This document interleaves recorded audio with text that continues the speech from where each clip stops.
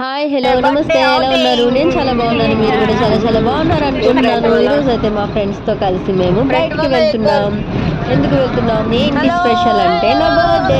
అందరూ happy birthday అని కింద కామెంట్ సెక్షన్లో కామెంట్ చేస్తారు కదా, నా వీడియోని లైక్ చేస్తారు కదా, అండ్ ఈ వీడియోని మీ ఫ్రెండ్స్కి రిలేటివ్స్కి పంపించి సబ్స్క్రైబ్ అవ్వమని చెప్తారు కదా. మరి బర్త్డేకి గిఫ్ట్ ఇవ్వాలి కదా.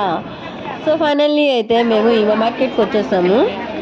సో తొందరలోనే రైజింగ్ డే వస్తుంది. రైజింగ్ డే అంటే ఏంటి అనేది ఇంకో నెక్స్ట్ వీడియోలో మీకు వివరంగా చెప్తాను. సో దానికోసం మేము శారీ అయితే ఒకటి ఆర్డర్ ఇచ్చుకున్నాము. ఆ శారీ గురించి కూడా నేను షార్ట్ వీడియోలో అయితే పెడతాను. సో దానికోసం బ్లౌజ్ ఇవ్వడానికి, స్టిచ్ చేయించుకోవడానికి వెళ్ళడానికి, అండ్ దానికి కొంచెం పెట్టికోట్ అవి అరేంజ్ చేసుకోవడానికి అవన్నీ వచ్చామన్నమాట. సో ఈమా మార్కెట్ ఉన్న మణిపూర్లో ఈమా మార్కెట్ అంటే మణిపూర్ అన్నట్టుగా ఉంటుంది అనమాట. సో ఈమా మార్కెట్కి అయితే వచ్చి కొంచెం షాపింగ్ అయితే చేసుకున్నాం. అండ్ ఆ తర్వాత దాన్ని శారీకి కావాల్సినవి కూడా తీసుకున్నాం. సో మీకు చూపించాలని చెప్పి అలా మొత్తం అయితే రౌండ్ అయితే వేసాను అనమాట. ప్లీజ్ ఒక రోజు అయితే వెళ్తానని చెప్పాను కదా, ఈమా మార్కెట్ని చూపిస్తాను అన్నాను కదా, ఆ రోజు తప్పకుండా వెళ్తామన్నమాట. కాకపోతే ఇప్పుడు ఏంటి వర్క్ మీద వెళ్ళాము.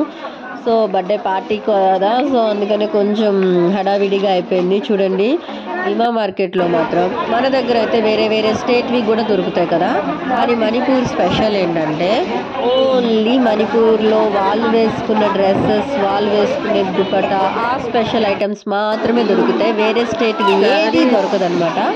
సో అదే స్పెషాలిటీ.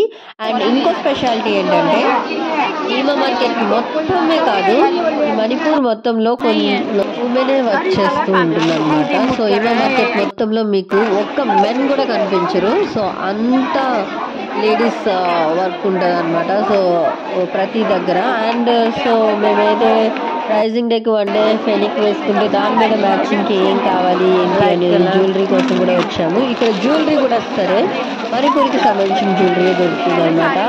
సో అలా మేము మణిపూరి శారీ కూడా బై చేద్దామని చెప్పి చూసాము. కలర్స్ అంత మంచిగా అనిపించలేదు. చూడండి ఇంకా ఆరెంజ్ కలర్ కావాలి, కానీ ఇది మరీ లైట్ ఆరెంజ్ అయిపోయింది. సో అందుకని తీసుకోలేదు.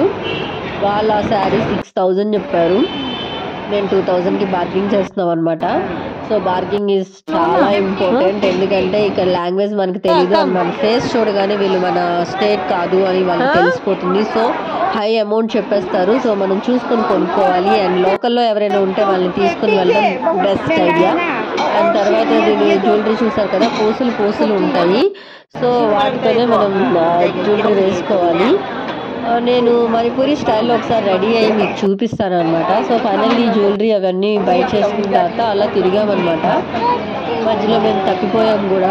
అండ్ కలిసి మళ్ళీ ఒకటయ్యి వేరే ప్లేస్కి వెళ్ళడానికి కూడా చాలా టైం పట్టింది.